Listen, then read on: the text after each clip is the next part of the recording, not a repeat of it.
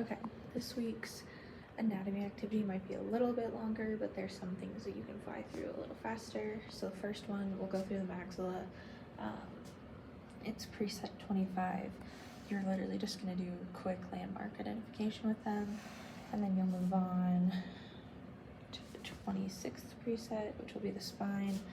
Also with this one, you don't have to do anything crazy. I just want them to tell you how many cervical vertebrae, thoracic, lumbar, sacral, and then the coccyx, and then just ask them which ones are fused, which ones aren't. Nothing super crazy with that. You'll go over preset 27, which is atlas and axis. Ask them which one is C1, ask them which one's C2, ask them where the dens is, and then it should be obvious here, but ask them if the atlas is the one that holds up the head.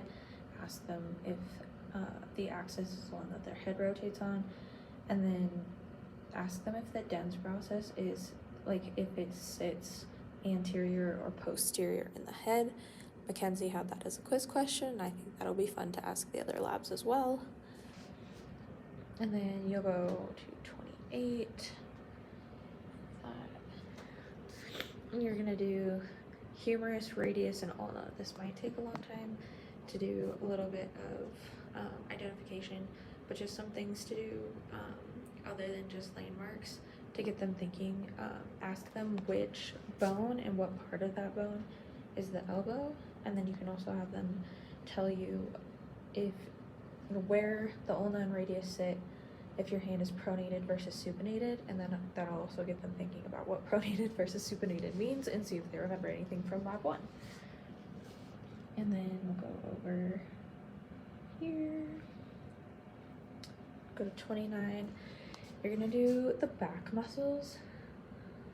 I just color coded them so they can see them a little better. I think these ones are a little hard to kind of differentiate, but you'll just identify them with them. The one thing I think is fun is looking at this one and just saying, like, oh, if we make it shorter, what action would the body have? And it's just kind of leaning side to side, but just to get them thinking a little bit. If you want to ask them that, you can. You don't have to.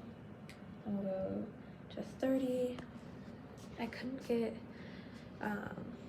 the external costalis on here, but I got the intercostals and the diaphragm labeled.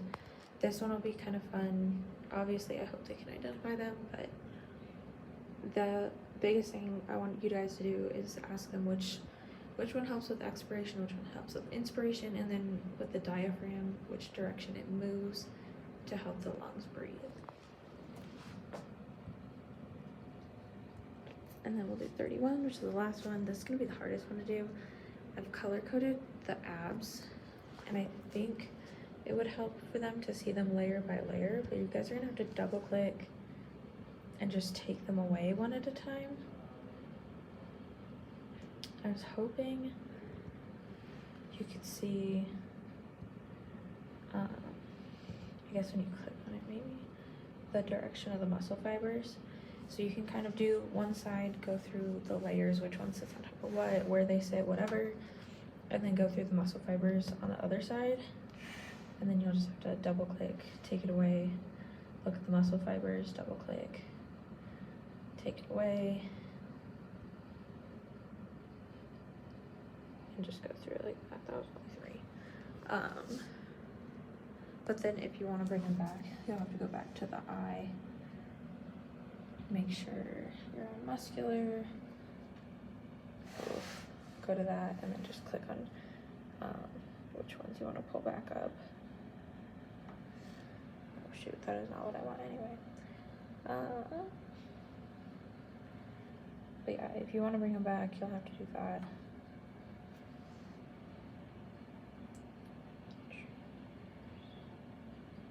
Okay. Just like that. So this one might be a harder activity. If you guys want to take the color off of it so you can see it better, you can double tap it and then just go over here and click on the little down button and then click on the color And if you click on it again, it'll take it off, so you guys can look at the muscle fibers and the direction and stuff like that. But yeah.